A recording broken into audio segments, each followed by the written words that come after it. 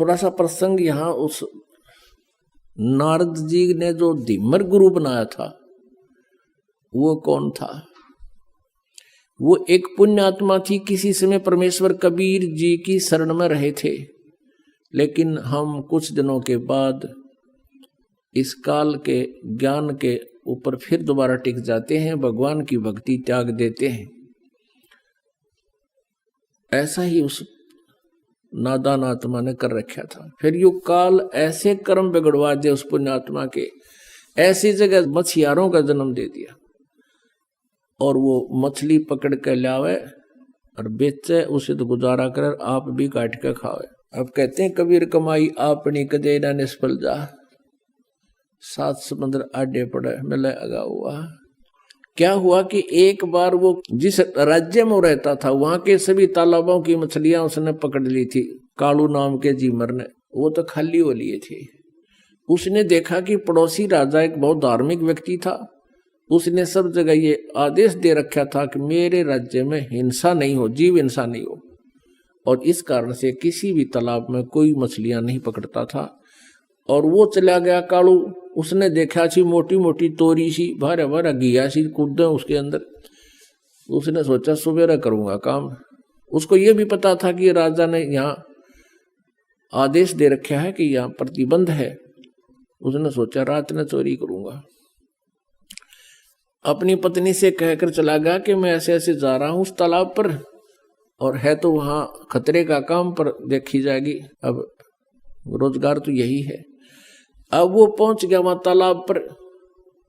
तालाब के आसपास झाड़ बोझड़े भी होते हैं। उसने जाल डाला था सुबह सुबह, वो सुबह का टाइम हो गया 4 बजे, गर्मियों के दिन थे, थोड़े थोड़े, थोड़ी सी सर्दी सी भी थी, इस तरह टाइप का मौसम था। तो उसको सर्दी लगी, तालाब में से निकला, उसने क्या करा, एक अग्नि जला ली हाथ सेकने के लिए। अग्नि जलाई, लकड़ तोड़कर हाथ उठ सेके, और पहले तो उसने देखा कि कोई होगा तो यहां आ जाएगा, आग जला लेता हूं। उसने आग जला दी, देखा कोई नहीं आया, कोई पहरेदार होगा तो आओगा भी, कैसे है बातचीत पूछा, कह दूंगा विराह चलता हूं, ठंड लग रही है थोड़ी, हाथ सेकूं, थोड़ी थोड़ी सर्दी सी थी। कोई नहीं आया तो उसने जाल डाली थी। उधर से उसी नगरी का राजा, उस क्षेत्र का राजा हाथी पर सवार हो गए, और उसी के साथ साथ से रास्ता था दूसरे शहर में जा रहा था, और एकदम मोड़ मुड़ता था। उस मोड़ के मुड़ते ही राजा का पूरा काफिला एकदम बाहर आया, और उसकी नजर पड़ी, वो सारा ही 4 किले का फैसला था मोड़ का। एकदम घबरा गया वो कालू जीमर कि भैया तो बात बिगड़ेगी, राजा आ गया, राज तेरी सजाए मौत होगी, तेने कानून तोड़ दिया। वो डर गया। उसने क्या कर रखा था, एक लंगोट पहन रखा था शरीर पर, बस पानी में बढ़ने की तैयारी थी।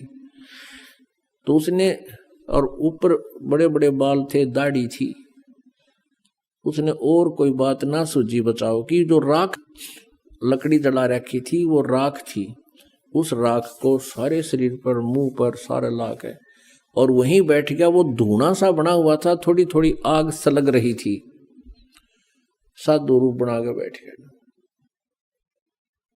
वो राजा था धार्मिक, उसने देखा महात्मा बैठा है, वहीं काफिला रखवा लिया। अकरों को हाथी से नीचे उतारो, अंबारी वो लगा दी पड़ी थी, वो नीचे उतार दिया, और वो आंखें खोल के देखा कि ले भाई मर गया आज तो तुम, आधी आधी खोल और फिर बंद कर लेगा, आज मर गया, भी तो आ गया तेरी तरफ।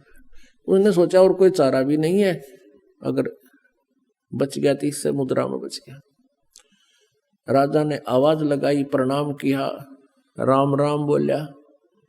वो कड़ा बोला, बोलते पिछने पहचाना जाओ, कति मौन धारण कर गया। अब राजा ने सोची वे साधु संत अपनी भक्ति करते हैं, इनको गणा छेड़ा छाड़ी नहीं करनी चाहिए। 5 असरफी सोने की असरफी होती थी अच्छी, 10-10 ग्राम की, और वो 5 असरफी वहां पूजा रूप में उसके चरणों के पास रख दी। राजा थोड़ी देर बैठा, प्रणाम करके चल पड़ा। उधर से उसके डरते की, क्योंकि पिछले संस्कार अच्छे थे, उसका वो समाधिस्थ हो गया। और ऊपर सोपन सा देख रहा है। उधर से उसकी पत्नी को चिंता हुई कि आया नहीं, दिन के 10 बज गए। वो चली करता है, जिस सरोवर का वो कह के गया था वहीं जाकर देखा तो क्या कर रहा है, साधु बना बैठा। और उसकी पत्नी ने पहले तो उसको आवाज लगाई कि तू मर रहे गाड़ा की, तू बैठा है, चल जल्दी करने, कोई अड़ा आ गया, यहाँ आ गया तुझे पकड़ लेगा। हो ना उठिया तो उसके एक मारा कड़मड़ थप्पड़, ये खड़ा हो ले तू। उसने नो कहा मैं तो आज आया था जी, आज आया था जी। उसने सोचा ये राजा के सर्वेंट आगे की तय, नो कहा जी मैं तो आज पहली बार आया था। उसने देखा उसकी पत्नी अपनी पत्नी से कहने लगे राजा कहाँ गया। उसकी पत्नी बोली राजा कौन था? राजा आया था यहाँ से। वो बोली राजा आता तेने छोड़ देता।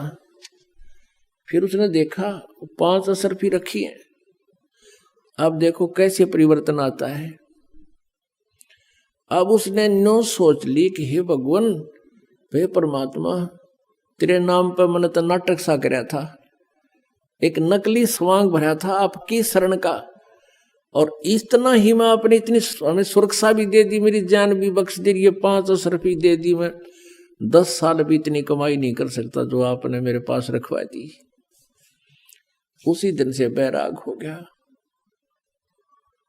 कि हे परमात्मा, तेरे नाम में, तेरी शरण में इतनी शक्ति, इतना सुख। अपनी पत्नी से कह दिया कि ले ये तेरी 10 साल की 20 साल की कमाई है यार, ले जा तू, और मैं आज के बाद मछली पकड़ू को नहीं। घर चले गए। उसकी पत्नी बोली काम करे बिना नहीं सरया करता, जा वो दे दे जाड़ा हाथ में, वो बांध दे रोटी 4 उसके, और वो चल पड़े। बैठ के जंगल में खा कर रोटी, अन्नो देखे भगवान, नो क्या करें, गुरु बिन मोक्ष नहीं होता। हे परमात्मा, गुरु बिन मोक्ष नहीं होता। कोई संत मिले, संतों के पास जावे, उनसे पूछा ताछी करे। तो फिर एक दिन परमेश्वर कहते हैं इस आत्मा की प्रत्येक रिक्वायरमेंट को सब परमात्मा पूर्ण ही पूरा करता है, जो तीनों लोकों में प्रवेश करके सबका धारण पोषण करता है। परमेश्वर आगे एक साथ 2 रूप बना के कबीर देव जी, और उससे कहा कि भाई भगत कैसे बैठा है, कि महाराज जी मैं भक्ति करूं हूं। परमात्मा ने कहा भाई गुरु बिन बात तो ना बनाया, गुरु तो होना चाहिए। कहा जी गुरु तो होना चाहिए, आप बन जाओ मेरे गुरु जी। कहा भाई ठीक है, मैं बता देता हूँ, नाम ले, भक्ति कर, ऐसे ऐसे करना, ये करना, ऐसे नहीं करना। अब उसने करी डट का साधना, और कुछ ही दिनों में उसको काफी उपलब्धि होगी। उधर से वो जो गुरु था, अब उधर नारद जी को एक ऐसी समस्या पैदा होगी थी। उसको कहा गया था कि आज सवेरे तू जावे और उसको गुरु बना ले, जब तेरा कल्याण होगा। तो सवेरे सवेरे वो जा रहा था किसी घाट के स्नान करने के लिए, आगे से वो कालू झीमर मिल गया उसने। तो उसको उन्होंने गुरु बना लिया। उस कालू झीमर ने उसको बताया कि ये नाम जाप कर ऋषि जी, जब तेरा कल्याण होगा। अब कहने का भाव ये है पुण्यात्मा, हम ये सोचा करते थे कि कालू जो था एक सिंपल सा साधारण आदमी, एक मछियारा था, और उसको नारद जी ने गुरु बना लिया तो अब उसका उस सत्र का कल्याण हो गया। अब उस समय वो कालू झिमर नहीं था, उसने सारी बुराई छोड़ दी थी, वो संत बन गया था। लेकिन हम फिर भी वो फीत उतारते नहीं उसकी,